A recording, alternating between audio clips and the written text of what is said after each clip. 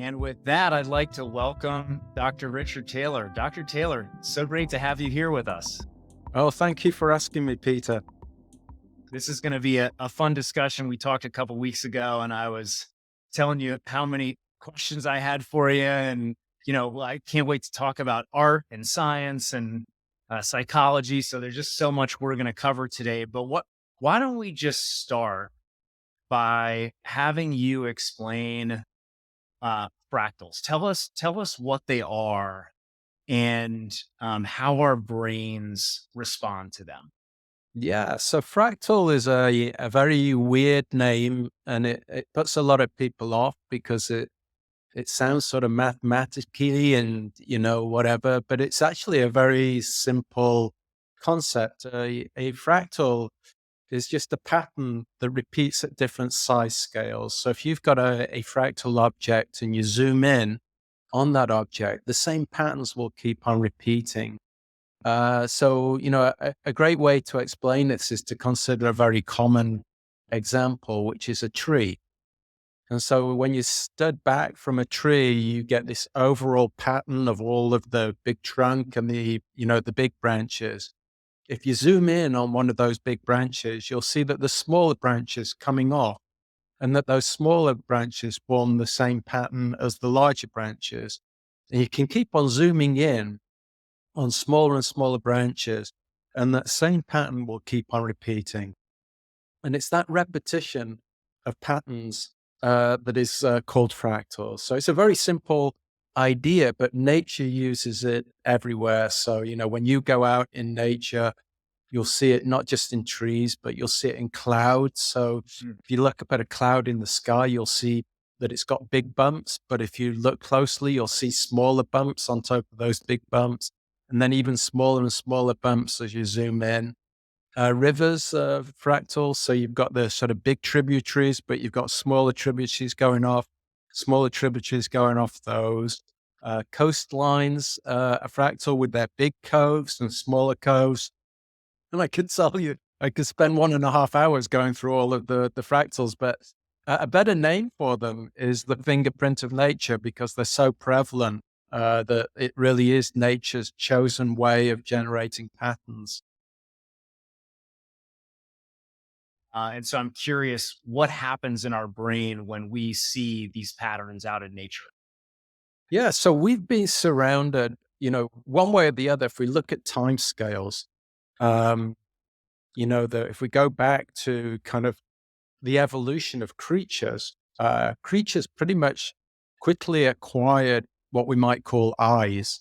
But early on, they were just motion detectors. Did something move or not? And because, of course, the animal then has to decide, should it eat it or should it be worried about being eaten? So all that it was a motion detector. Now, that was 500 million years ago. Human beings, their eyes have, you know, developed over 150 million years. And so that's an awful long time, basically, for nature to get it right. And during all of that time, we humans have been surrounded by nature's fractals. So we've developed this system to essentially understand fractals visually. And we refer to this as fractal fluency.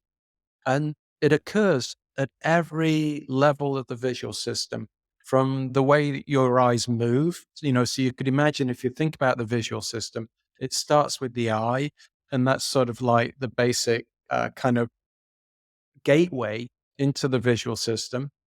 So then it passes down the optic nerves to the brain, and all of that is referred to as the visual system. And at every step, from that initial entry point all the way to the brain, and which parts of the brain are getting activated when you look at fractals, all of those systems have evolved to become very fluent in processing that language. So not surprisingly then, in a way, we are hardwired to look at fractals. So when we do, it has many positive consequences. One of which is that I really do believe that it is responsible for a large part of what we refer to as nature's beauty. Mm. And, to many people, that's an ethereal question. what is it that makes nature so beautiful? But it's perhaps one of the most profound things that we can ask of somebody. What is it that you find beautiful? And, nature has a particular status within that question, because it's very rare to find somebody who actually doesn't find nature beautiful. And so it's the fractal patterns in nature that are contributing a lot. So, one positive aspect is just the aesthetics, that when we look at fractals, uh, people prefer to look at them. But perhaps more significantly is that aesthetic experience is accompanied by a significant stress reduction. And it is quite profound. So when you look at fractals, the whole of your body relaxes. It changes your physiological state. And that's important. And the big problem and the big challenge for society today is that we're separating ourselves away from that very positive effect. And so you can see stress levels going up in people. And, our ancestors would deal with that by taking a walk in nature, and its calming influence would take that stress away. We're no longer doing that. Typically, in the United States, we spend up to 90% of our time in this artificial human made environment. So we're separating ourselves away from that natural aesthetic. So just to go back, I have several questions about all that you just went through, but just to go back, so we see something with our eye, Yeah. travels through the optic nerve to the brain. Yeah. What parts of the brain get triggered from seeing fractals? That's Yeah. part one. And then Yeah. part two, I'd love to hear how you've studied this and tested, people's reactions and emotions that are triggered, et cetera. Yeah. So before we get on to the actual brain, we use all sorts of techniques. So we use what's called eye tracking equipment to look at the way that your eye is moving while it's acquiring the image. And then some initial processing goes on at the back of the eye, in the retina, the screen at the back of the eye. And then that processed information shoots down the optic nerve at pretty fast, supersonic speeds, actually. And it's remarkable. So every second, 2 billion pieces of information fly down your optic nerve. So your brain gets absolutely bombarded with this information. And that's why it needs these coping strategies, this fractal fluency, to actually try and survive that bombardment of information. So up to 30% of your brain gets activated when you look at nature.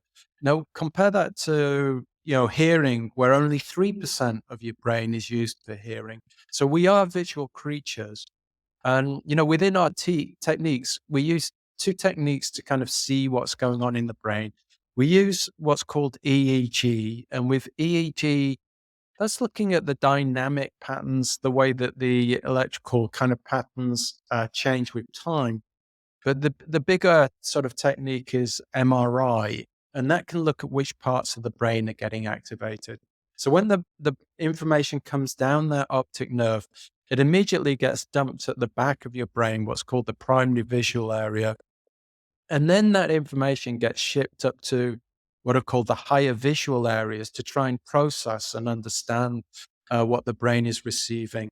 And specifically, when you look at fractal patterns so far, we're seeing there's probably many regions of the brain that are being utilized, but there's two really striking ones. One is an area called the parahippocampal region. And that's important because that region is used for memory retrieval. So almost certainly what's going on is that in our long-term memory, we have images of fractal patterns.